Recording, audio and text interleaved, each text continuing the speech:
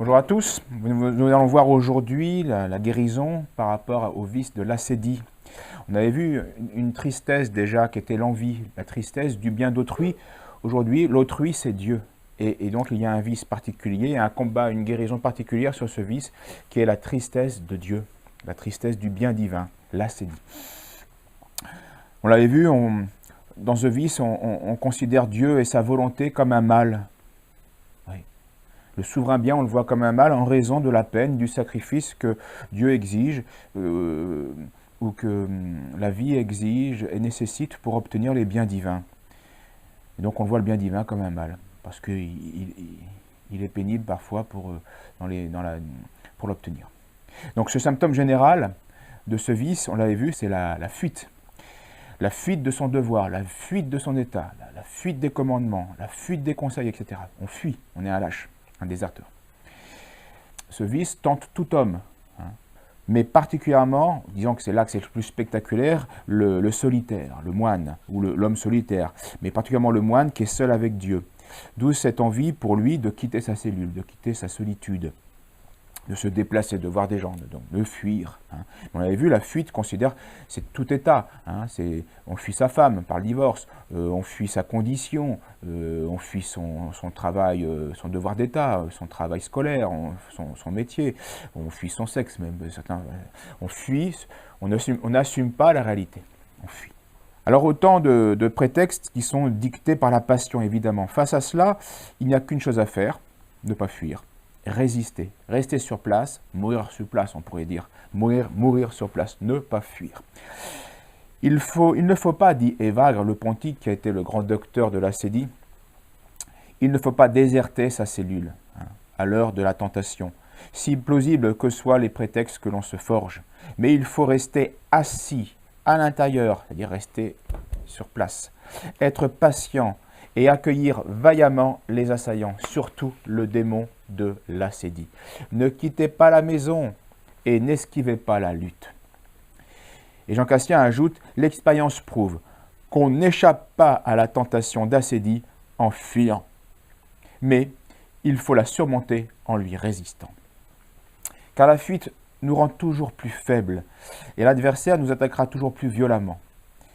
Le soulagement d'un instant ne sera donc que suivi d'une douleur qui va être encore plus vive. On l'a constaté lorsqu'on est pris dans un cycle de péché. Allez, arrête-toi, puis on continue, allez, c'est la dernière fois, puis en fait, c'est jamais la dernière fois. On est toujours plus faible. De même que la cause de l'acédie est à l'intérieur de l'homme et non dans sa condition, c'est pas en fuyant tel endroit ou en fuyant tel devoir qu'on va devenir nous plus forts, c'est bien en nous le problème. Et bien de même, le principe de la guérison de cette maladie est à rechercher dans le rapport de l'homme avec lui-même et non dans son rapport avec autrui. C'est donc dans le combat solitaire, dans la résistance à la passion, que l'homme va trouver le plus de profit dans ce domaine. Son âme va en sortir éprouvée, fortifiée. Mais évidemment, ces fruits ne se recueillent pas en un seul jour. La victoire sur l'acédie exige, disent les pères, un long combat, fait de patience et de persévérance. Et l'Écriture nous avait prévenu de cela. En Saint Luc, nous lisons « Par votre patience, vous sauverez vos âmes ». Donc il faut combattre. Il faut aussi, bien sûr, dans ce combat, s'appuyer sur Dieu et mettre en lui bien notre espérance. Le psalmiste a ce dialogue. « Pourquoi es-tu triste, ô mon âme?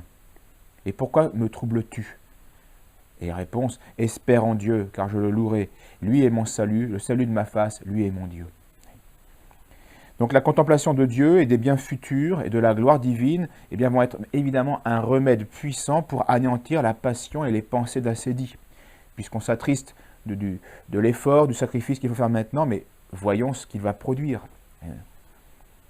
Cet effort n'a pas de mesure par rapport au bien que je vais en recueillir. Il faut de plus, pour être plus patient dans ce domaine, se souvenir aussi de nos péchés. Ça nous y aidera grandement. Le péché, nos péchés nous rendent dignes du châtiment. Donc oui, tu peines en ce moment, mais tu l'as mérité d'une manière ou d'une autre. Peut-être pas par rapport aux autres, mais par rapport à Dieu, c'est pas injuste. En tout cas, Dieu sait ce qu'il fait. Donc appuyons-nous sur Dieu et sauve-nous nos péchés. Nous méritons d'être châtiés d'une manière ou d'une autre. Si l'homme se souvient de ses péchés, eh bien Dieu sera son aide en tout et il ne se fera plus d'assédie, disent les pères, disait un ancien du désert. Dans la même logique, la mémoire de la mort peut nous aider face à cette pensée assédiaque. Elle va relativiser nos peines, parce que tout passe, tout s'arrêtera. Même la plus grande des peines, elle va s'arrêter, ici-bas. C'est contrairement aux peines de l'enfer, justement. Donc et la mort peut être vue comme un ultime châtiment ou un ultime sacrifice, donc un ultime acte héroïque qui peut devenir eh bien, notre principale source de mérite face devant Dieu, et donc de gloire, et donc de joie. Les pères nous disent de vivre chaque jour comme s'il était le dernier. Ça empêche l'assédie, on ne se disperse pas, on ne fuit pas, on se concentre. C'est le dernier, donc je fais bien là. Un apophthegme, donc c'est une sentence, rapporte ce dialogue. On demandait à un ancien, « Pourquoi n'es-tu jamais découragé ?» Vous voyez, donc parmi les moines, tous n'étaient pas dans la même sainteté, et puis il y avait un moine qui était vraiment exemplaire par sa paix. « Pourquoi n'es-tu jamais découragé ?» Pourtant, il faisait chaud, il faisait froid, on a faim, il souffrait de tout comme tout le monde. Et ce moine répondit, « Parce que chaque jour, je m'attends à mourir. » Je me dis, c'est le dernier là, allez, encore un pas, puis c'est le dernier, c'est bon. Ah, on recommencera. À chaque jour suffit sa peine, dit l'Écriture. Et c'est le meilleur moyen de vivre avec le maximum d'intensité spirituelle et de racheter le temps, comme nous le demande saint Paul. Saint Antoine, le fameux père du désert, le patriarche du désert, le père des moines, Saint Antoine est bien conseillé ceci, à notre réveil, de penser que nous n'atteindrons pas le soir, et à notre coucher, eh bien de penser que nous ne nous réveillerons pas. Toujours la même idée. C'est le dernier acte que je pose, et donc je le fais bien. Cette pensée est d'autant plus nécessaire que l'assédie, eh bien, la pensée d'assédie représente à l'homme combien est longue la durée de la vie et combien les efforts sont pénibles, dans l'espoir de lui faire lâcher, de lui faire fuir ses devoirs. Donc la pensée assédiaque eh bien, nous inspire amertume, découragement, parce qu'on dit « oh là là, ça va encore durer, encore ça. Ça continue, et encore demain, et encore... » Non, allez, lâchons tout. Non, chaque jour suffit sa peine. Et donc, c'est ainsi qu'on assumera mieux les difficultés, les fatigues de l'ascèse, du combat. En effet, dit Job, notre vie sur terre passe comme une ombre.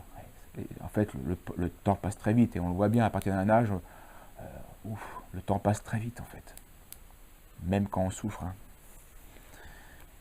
Quand on souffre, ça paraît plus long, bien sûr. Les jours de l'homme, dit l'Écriture, les jours de l'homme sont comme ceux de la fleur des champs. Il fleurit, il passe un souffle sur lui, et il n'est plus. Et les hommes partent très vite, et seront remplacés par d'autres hommes. Enfin, les pères parlent d'un dernier remède pour maintenir la constance nécessaire à la vie et au combat spirituel, eh bien c'est le travail manuel. Oui, ça équilibre le corps et l'âme, et donc ça pacifie l'âme, l'esprit, qui ne se disperse pas. Alors un travail bien sûr qui va éviter l'oisiveté, maintenir les énergies spirituelles, mais ce travail doit être fait sans cupidité, sinon on augmente la passion, il doit être paisible, il doit être équilibré et physique. Travailler à être en repos, disent les pères, et saint Paul lui disait « appliquez-vous à vivre en repos », c'est-à-dire travailler de manière équilibrée et constante. C'est la constante qui est importante. On voit bien dans tous les... Un vrai guide de montagne, il ne court pas. Il est constant. Un vrai artisan, un vrai maçon, un vrai sculpteur, il ne s'énerve pas sur sa matière. Il est constant, les gestes répétés, calmement. Et ça doit être de même dans la vie vertueuse. Donc vertu, modération, persévérance. Il faut vivre l'instant présent en présence de Dieu pour sa gloire. Et c'est ça qui va provoquer la paix dans notre âme et qui va chasser la pensée d'assédie. Autre point important pour guérir, c'est « occupez-vous de vos propres affaires », dit saint Paul au même passage. Ne cherchons pas à nous enquérir avec curiosité, là aussi c'est une fuite, c'est une dispersion, avec curiosité de ce qui se passe chez les autres, dans le monde, ni du comportement du prochain. Appliquons-nous à nous corriger nous-mêmes en pratiquant la vertu. C'est d'abord ça qu'il faut faire. Cassien rapporte dans ses institutions cénobétiques l'exemple d'Abba Paul, d'un moine qui s'appelait Paul, et qui s'imposait chaque jour une certaine quantité de travail, quoiqu'il vécût trop loin des villes pour vendre ce travail. Pourquoi? étrange. Et on raconte l'histoire. Lorsque sa grotte était pleine du travail de son travail de l'année, eh bien, il y mettait le feu. Ce qui prouve, dit Jean Cassien, que sans travail manuel, le moine ne peut ni demeurer stable, ni s'élever au sommet de la perfection. Il travaillait bien qu'il n'en ait pas besoin pour se nourrir. Donc c'était par vertu, par gratuité, par équilibre. Mais seulement pour purifier son cœur, empêcher la divagation des pensées, persévérer dans sa cellule. Donc là, c'est ça que ça lui apportait. Ça l'aidait à se fixer physiquement et aussi à se fixer intérieurement. Et à remporter une victoire complète sur l'ascédie elle-même. Il est évident qu'un tel travail eh bien, est une prière, faite avec modération, avec bonne finalité. Prière qui bien sûr, la prière restera le grand remède général et particulier, pour être délivré des passions par la grâce de Dieu. Et particulièrement de cette passion, de cette pensée de tristesse. Le souvenir de Dieu, seul le souvenir de Dieu pourra nous rendre la ferveur de le servir. On l'a déjà dit, c'est l'oubli de Dieu qui est à la source de toute chose, c'est le souvenir de Dieu qui va nous guérir, et particulièrement l'ascédie. Ne voyez qu'un sujet de joie, mes frères, dit l'apôtre Saint Jacques, dans les épreuves de toutes sortes qui tombent sur vous. Ceci est possible avec la pensée de Dieu. Heureux l'homme qui supportera l'épreuve, dit toujours l'apôtre Saint Jacques. D'où viennent les luttes parmi vous? N'est-ce pas de vos passions qui luttent dans vos membres? Quelqu'un parmi vous est-il triste? Eh bien, et affligé? Eh bien qu'il prie. C'est le dernier mot de Saint Jacques à ce sujet, et c'est le grand remède, qu'il prie. Voilà, prochaine fois, nous verrons l'orgueil, qui bien sûr est un gros morceau. Merci et à bientôt.